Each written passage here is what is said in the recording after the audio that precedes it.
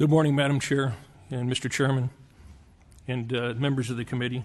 And thank you for allowing me to take just a few minutes of your time to be able to speak this morning on my association's opposition to the death penalty repeal initiative.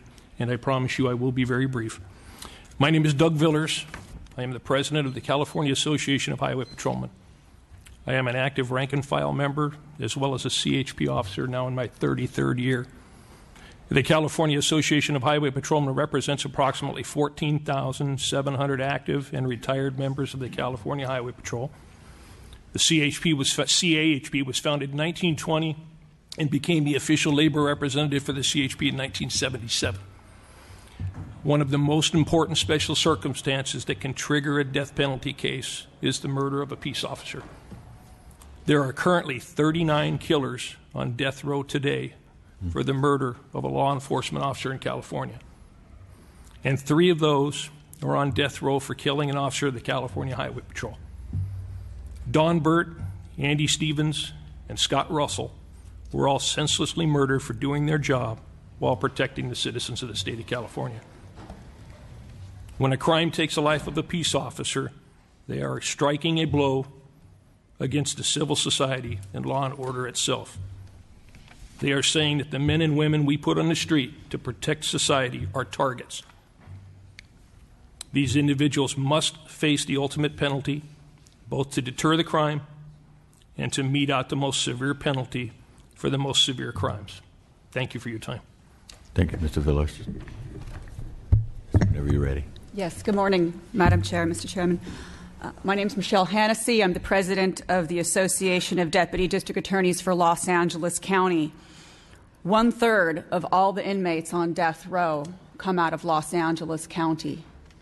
Our prosecutors are deeply invested in these verdicts and protecting these verdicts. And I myself have tried 40 murder trials, including 3 in which death was sought and obtained from a jury. All 3 of my cases that resulted in a death sentence involved either multiple murder charges or prior convictions of murder. And they were all under different circumstances, but they all had one commonality, which is in each case, the defendant had afterwards laughed and bragged about the murders he committed. The road to a death verdict is a long, slow road, and my office has been praised by the defense bar for having one of the most involved scrutinies in making that decision on whether to seek death. Every aspect of the defendant's life is scrutinized: his criminal history, his childhood, the nature of the crimes, any mitigation, history of mental illness, and the defense is also invited to submit materials for a review by the committee that's made up of the most experienced prosecutors in the office. And in the end, the death penalty is sought in a tiny fraction of cases that are eligible for the death penalty. The vast majority in my office include, like my own, cases of multiple murder or prior convictions of murder. The thing that I think is important to remember about the death penalty is that it's not imposed by police who make the arrest. It's not imposed by prosecutors who make the decision to seek death, nor is it imposed by the judges who hear these cases. The death penalty can only be imposed by a jury of citizens from our community. And the fact that they do so again and again and again in these most egregious cases validates the existence of death as a possible penalty for some murders. There are some crimes that are unforgivable. If the penalty for a single murder is life in prison, how can we discount the lives of additional victims by allowing the defendant to suffer the same penalty for 10 murders that he would for 1? I also find it disrespectful to those members of the community who served as jurors and who sat for weeks and weeks and listened to all the evidence in person, who watched the witnesses and weighed that evidence. For anyone who did not actually sit there and listen to all that evidence for weeks and weeks and weeks, to tell them that they were wrong in their verdict. It's intellectually dishonest to have any conversation about the death penalty without discussing the facts of these cases, because they are frankly too hideous to discuss in polite society. Charles Ng, one of the worst serial killers in U.S. history, is on California death row, as is Lawrence Bittaker. You know his nickname, I'm sure. I can't speak to whether this is true today, but as of about 8 months ago, there was an inmate on death row with a cell phone ordering crimes from death row. I know because my office was investigating that case. They don't stop killing just because they're on death row. And I think the lives of other inmates and the lives of the prison guards also deserve protection. Those shouldn't be free murders. There should be a penalty for that. The suggestion that civilized societies don't support the death penalty is inaccurate. Many countries, such as Japan, Thailand, Taiwan, and Singapore, have the death penalty. They may not be Western, they may not be white, but it's unfair to suggest that they're not civilized. The death penalty can work, and it does work in other states, and it works in the federal government. Timothy McVeigh was executed about 7 years after his sentence, and the D.C. sniper in less than 6. I can respect the proponents' belief that the death penalty is wrong in every case, but the strength of their beliefs should not outweigh the democratic concept of majority rule. And the majority of citizens in this state have voted repeatedly to keep the death penalty. Thank you for your time. Thank you. Yes, sir. Thank you. I'm Kent Scheidegger. I'm with the Criminal Justice Legal Foundation. I've been representing the victims of crime and their interests for about 30 years now. And let me echo what Ms. Salerno said. The victims that I have represented are definitely not motivated by hate. They are motivated by justice. You'll meet one of them this afternoon, and you can judge for yourself. We are once again faced with a proposal that proposes to reduce the penalties for crime and promises to save big bucks. We've heard that before. We heard it with realignment, but those savings did not materialize. The LA Times found in 2014 that the realignment was estimated to save $1.4 billion, and actually there was an increase of $2 billion. So it is a huge mistake to swallow uncritically claims of large savings. Many estimates are guesswork, and more importantly, the estimates, even the LAO's estimate, fail to consider offsetting costs. Policies have direct costs and they have indirect costs. The indirect costs may be more difficult to measure, but they are no less real. For example, look at the possibility of plea bargains and the effect of a death penalty repeal on those. There are 7 times as many people in California prisons for life without parole as there are on death row. Many of those cases were plea bargained to avoid the death penalty.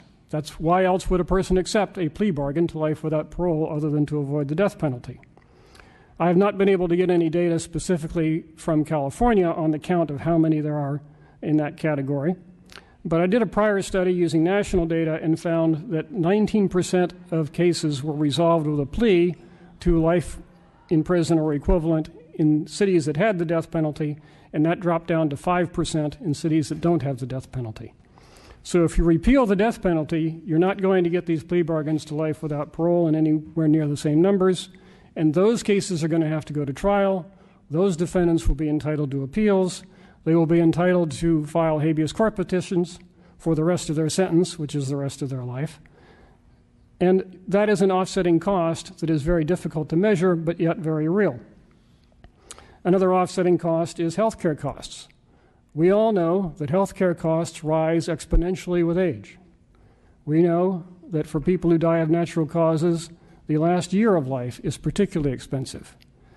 I did an analysis, and I sent it to the LAO, showing or estimating that a death row inmate would cost in healthcare $160,000 if executed within a reasonable time, and at $1.4 million in healthcare per inmate if sentenced to life without parole instead.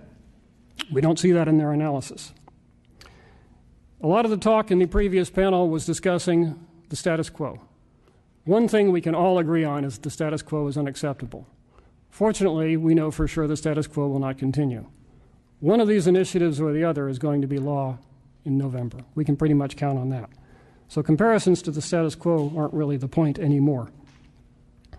There has been a long pipeline in California. It's taken a long time for a lot of these cases to come out, but they are coming to the end of the pipeline, and we will be seeing executions step up substantially if the death penalty is retained.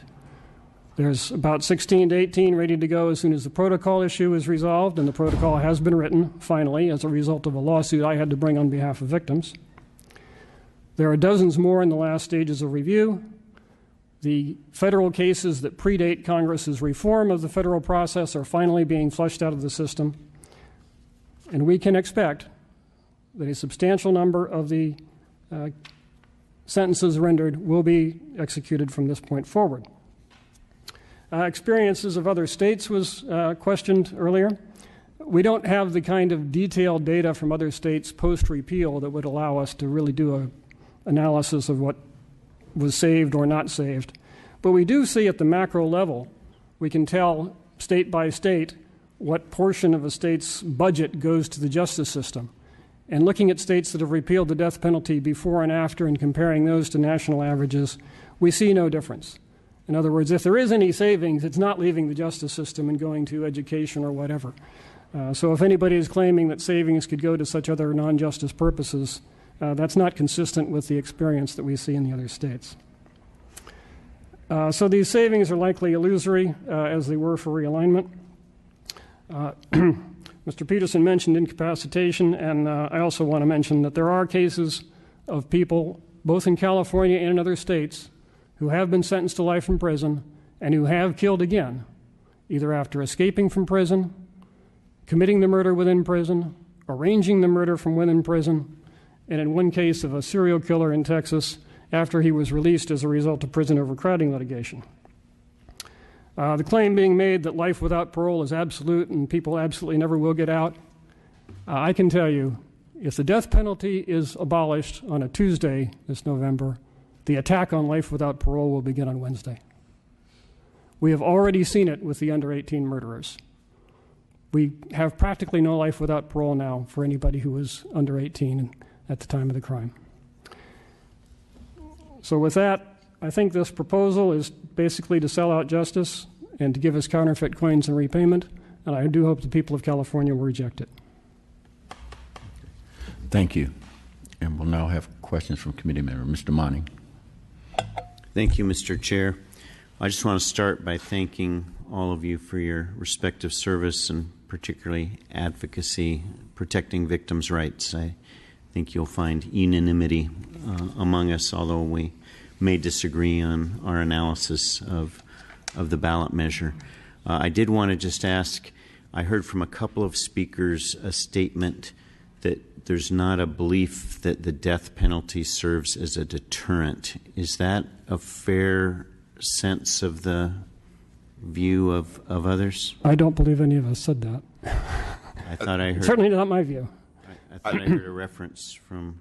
Yeah, Mark Peterson, District Attorney. I don't have any statistical or study that would convince me that it serves as a deterrent. I have heard anecdotal reports from individuals. I happen to believe in the death penalty because I believe that there are certain crimes so heinous that they deserve the death penalty. So my personal support of the death penalty is not based on a deterrence. It's more that the crime warrants that punishment. Right. And I think one answer to that, and Mr. Scheider, I'm going to give you an opportunity, but I think one of your stronger arguments does go to the question of the use in plea bargaining as leverage in securing a confession of guilt. But in other words, as I understood it, if a death penalty is a possible charging or sentencing option that an accused, let's say a guilty accused, faces in pondering those choices, they're more likely to offer a guilty plea for life without possibility of parole, as I understood it. But on that issue, would you agree that there could be a circumstance of an innocent defendant who, given that choice and fearful of not receiving justice, would make the choice of a confession to preserve life as opposed to going into the uncertainty of a death penalty conviction? I can't imagine pleading guilty and accepting life without parole if I was actually innocent. I mean, that to me is just an inconceivable thing that anybody would do. Well, we have heard some statistics from studies of a number of cases around the country where innocents were convicted and sentenced to either life without possibility of parole or death penalty. The 4% number you heard earlier is a extremely controversial and very much criticized study. The person who did that study is a dyed-in-the-wool opponent of the death penalty, and his work is extremely controversial. So I definitely would not accept that as a given. Would you agree that there's been any people wrongfully convicted to the death penalty? There are a few cases, far less than the number you heard. The DPIC list is not a list of innocent people. But there are a few cases where people have been convicted and have had their sentences overturned and they have been released, yes. There are none from death row in California where a person has been shown not to have committed the crime. 0 out of 900 cases. Thank you. Well, I appreciate the engagement. Again, I appreciate your service in the respective offices you serve and on behalf of victims.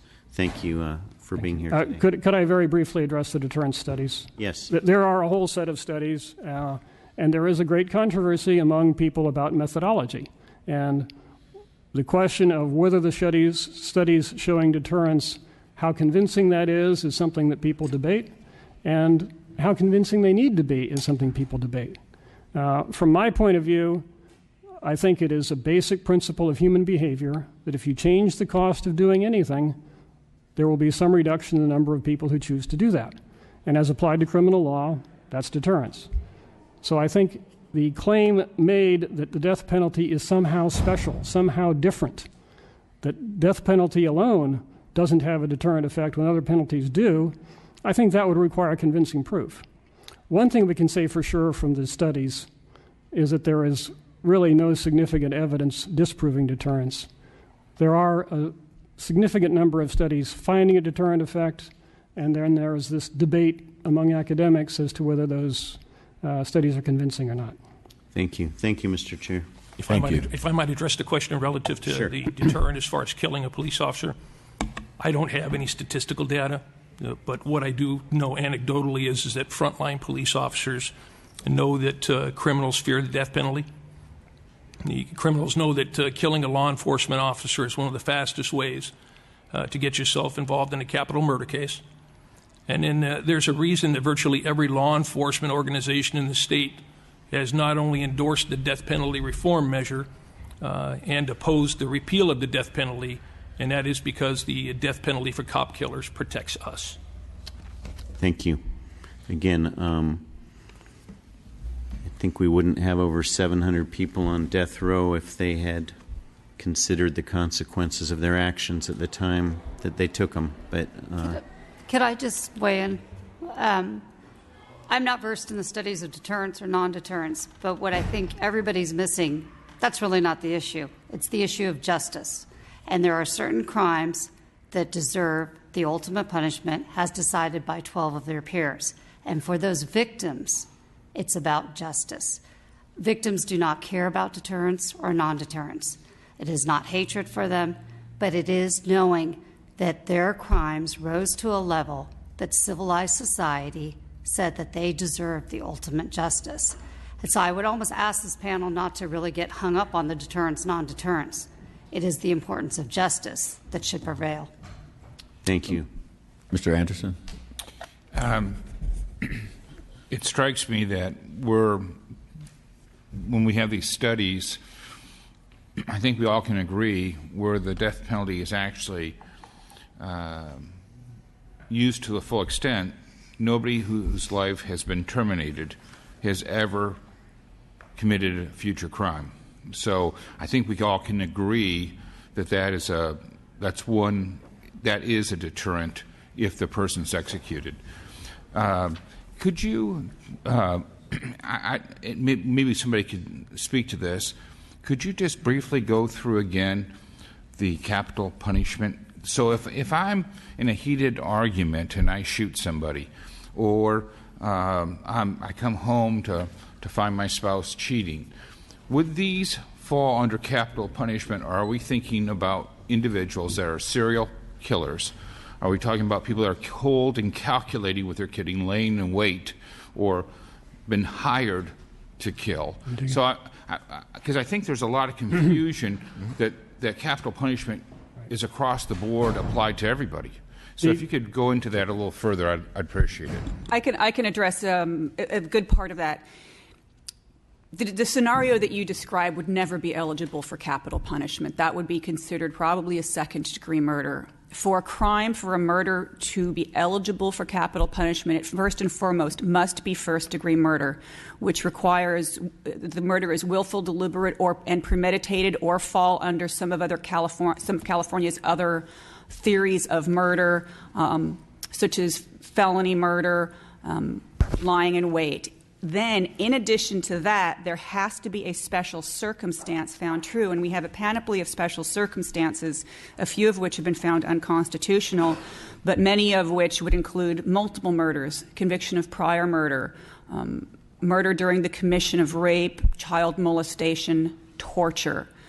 So there has to be the first-degree murder plus the special circumstance found true by a jury for that crime to be eligible for death.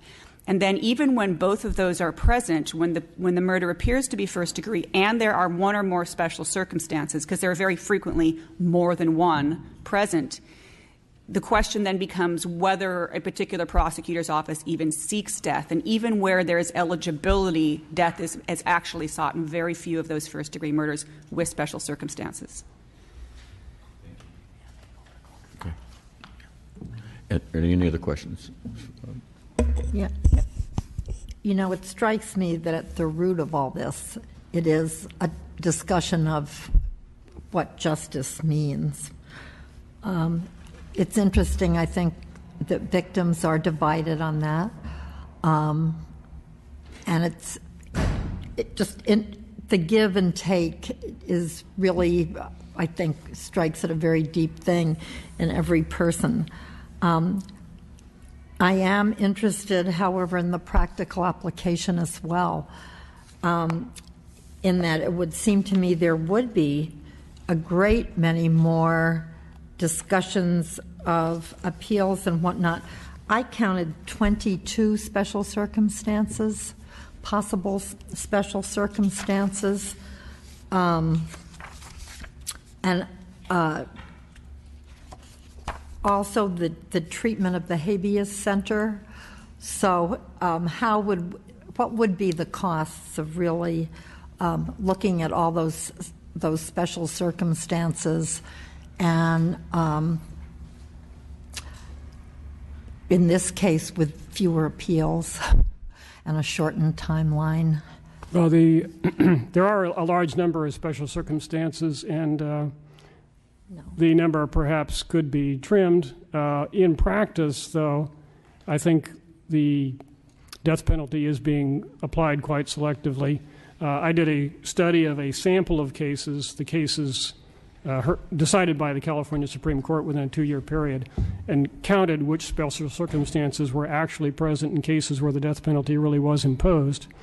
And I found that clearly the most common was simply killing more than one person. Multiple murder and prior conviction of murder accounted for the bulk or a majority of the cases. Although murder in the course of a robbery with nothing else is in theory a capital case, there was only one case in the whole sample that fit that description. So prosecutors are being selective in the cases in which they seek the death penalty. Juries are being selective in the cases in which they impose it. And I think the large number of special circumstances is not really the problem in practice that one might think just from reading the statute. If I can reiterate that, I think that's very true. For example, murder by poison. I don't know that our county's ever charged someone with that special circuit. It just doesn't happen. Murder by a destructive device. That's a bomb. It just doesn't happen that often. Kent's correct that the vast majority would be murder of multiple people. But keep in mind, myself as well as every district attorney I know in the state, when we make a decision to seek the death penalty, we don't seek it because I think I would vote for the death penalty. Our standard is, do we believe 12 jurors, 12 members of the community, like Ms. Salerno talked about, would find that death was appropriate? So we don't sit in their place, but we try and think about that standard because we don't want to try cases just to try them, and we don't try and impose our own standard. And so that's why we seek it very infrequently. And even when we seek it, it's still up to the jury to decide whether to give it. So it is just sought so rarely. And if I could add to that, the number of special circumstances, as the other speakers mentioned, is not really the issue. Some of the scenarios just rarely occur. Murder of a federal agent, knowing they're a federal agent, is a special circumstance under state law, which presumes that the state's going to be prosecuting someone who was murdered as a federal agent. It's happened one time in the state of California that I'm aware of. But that doesn't mean it shouldn't be available as a special circumstance should that scenario arise. Also, in my office, there are some special circumstances that just aren't used. The gang special circumstance is never filed alone. There are just too many gang murders in Los Angeles to seek death or consider it for the number of murders that would be eligible based on that alone. So we actually sort of skew our own statistics to our disadvantage by not filing that, because it doesn't enter into our committee's decision-making process and how many eligible cases they seek death for. And I think they're trying to change that. But the fact of the matter is, and I've run the statistics from my office, around 80% of all the cases in which we seek death include more than one special circumstance, and 80% of them include either multiple murders in the same case or a murder where the defendant also has prior convictions of murder. Killing a lot of people is killing a police officer, and killing children are really the top three things that are going to... Did you ever consider in the initiative limiting the number of special circumstances if they're rarely used? Well, no, because the point is they should be available. If a federal agent is murdered by a person who knows they're a federal agent, that special circumstance should be available even if it's only used once in 20 years. Okay, thank you. Thank you. Now, is one of the reasons that a juror can be dismissed in a capital case if they said that they had a leaning or a belief against capital punishment? Leaning? No. It has to be considerably stronger than that. The standard is set by the U.S. Supreme Court, and it's a higher hurdle than that. And it's basically that his beliefs are so strong that it would make them unable to do the weighing of aggravating and mitigating that the law requires. And there would never be a preemptory challenge used by a prosecutor if a person... Well, both sides have an equal number of preemptory challenges, and they both use them to eliminate the jurors that they believe would be prejudiced against their case. And so by winnowing both sides, you get a group that's more in the middle. That's the way the preemptory challenge system works. Thank you. Thank you very much. Are there any other members with any questions? No, I guess I have a question. Could be a question and maybe more of a statement before we take public comment. Really, the dilemma I think most of the voters are going to have is what I like to call the rule of one innocent person.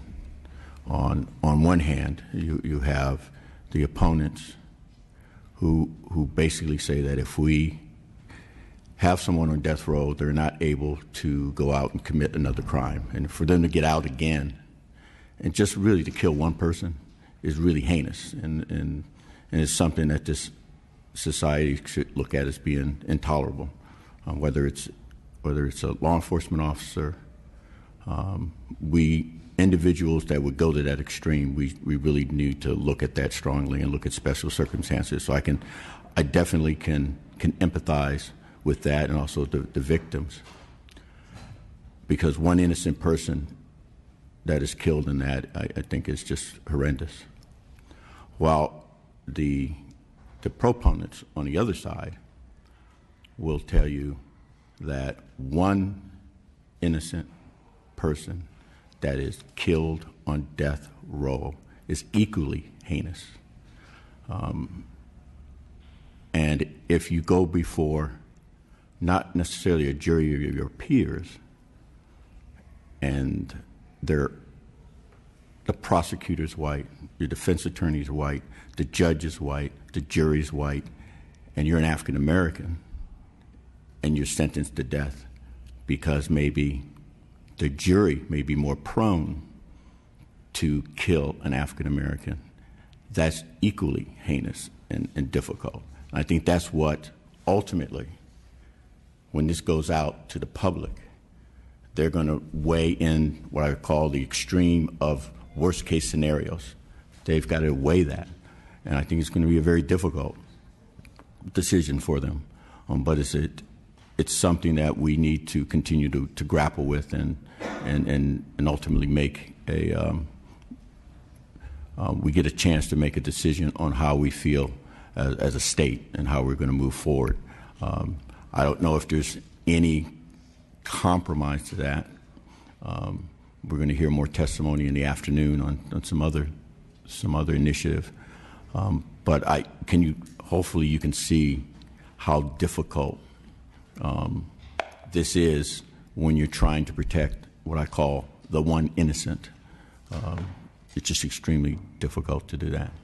And I think that's very true, and that's why I think that it's admirable the state of California, when they did the study of decades, that no innocent person has ever been executed in the state of California. And, the protections in place are so extensive, and it doesn't mean we couldn't make a mistake. I think everybody here, that'd be horrifying if any of us, no one supports that. But I think there are protections in place to make sure that doesn't happen. And the voters, knowing that is in place, still support the death penalty. And we're not going back and forth, but I would submit that we probably don't have any evidence that an innocent person actually may have been put to death.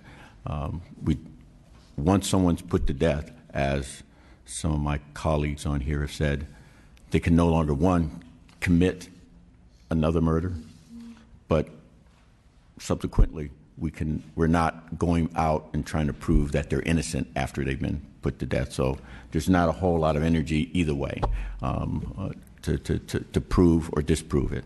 And so that's the challenge for what we're going to have to make a decision when we go to the polls on this. And so I want to thank everyone for testifying. I especially want to thank you for staying within the time limit. I will tell you, this has been a very good panel too. Your information was pointed to the, and I think you made your points very not only credible, but I can also too feel the passion that you have behind this. And so, on behalf of the committee, I want to thank you for testifying today. And did you? I agree. All right, thank you. And we'll now take public comment.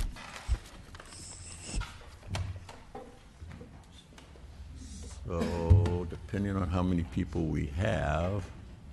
Right, if people would come forward, we have 20 minutes before we have to adjourn. So we're going to do 1 minute Leave apiece, the room. because I think we're getting up to, About 20. well, is that it? Let's see. If this is it, you can have 2 minutes. Thank you. Thank you. I'm Nancy Haight. I am the co-chair of the Death Penalty Committee for California Attorneys for Criminal Justice, and we are the largest statewide criminal defense association in the country. I myself have tried death penalty cases. I currently have a death penalty petitioner or a death row petitioner. So I'm familiar with the system, and our group represents a lot of attorneys in my situation. I just have an observation that all of us, I think, would agree that justice really requires due process. Due process is really critical. We understand that victims want justice, but also we need to have the process. In the death penalty practice that we have today, particularly for private attorneys like myself, there is insufficient funding to put on a proper defense, to do a proper investigation, to do a proper mitigation, and from this come a lot of the cases that we see going up to the courts and the federal courts of ineffective assistance of counsel. As an appellate attorney, what I see is a number of cases that are inadequately represented. A recent state of, or the county of Riverside last year had 16% of the death verdicts in the entire country. Now, in Riverside County 3 years ago, I gave a death penalty training. 71 people attended the death penalty training, and every one of those people in that room had a client that was involved in it, had a death penalty client, either as a paralegal, an attorney, an investigator. 71 people out of the Riverside County Public Defender's Office are defending death penalty cases. Clearly, there's not 71 qualified people in any county to defend most death penalty cases. And so Riverside it just keeps on charging and overcharging many of these cases. In some of the recent cases that I have reviewed, they have not been, these serial killers. In fact, there are quite a few of them that are murder in the course of a robbery, murder in the course of a kidnapping. There's one case out of Riverside where a guy is on death row now because he was a member of a gang. He didn't do the shooting. He wasn't the killer. But he is on death row now because he was charged with murder and the furtherance of gang activities. Now, that does not strike me as the worst of the worst. And so what we have is cases, the people who charge these are district attorneys. They are not, nobody is entirely fair. Nobody's entirely reasonable. But they make the decisions as to who is going to face these life and death conditions and circumstances. And it's pretty clear that there is not unanimity throughout the state as far as charging practices go. And in Riverside County, where there are particularly high levels of convictions and low levels of quality of representation, you're just going to get cases that are not fair, where there isn't proper due process. And these are the cases that further themselves up through the state court system to the federal court system and then back down again for ineffective assistance of counsel. So while we're looking for justice, we have to make sure that due process is guaranteed. And unless it is, then we really should not proceed with the death penalty. Thank you. Yes, ma'am. I'll be quick. I'm Kristen Morrow with the California Catholic Conference, and we support this initiative. Thank you. Is there any more public comment? Are there any closing remarks from any members? No. I'd just like to thank the two chairmen for doing such an outstanding job in keeping us on time and on subject. Thank you, Mr. Anderson. And with that, we stand adjourned to this after. Do we? Till 1:30. Till 1:30. Not adjourned. Recess. Recess till 1:30. I'm sure I say the right thing. We're recessed until 1:30.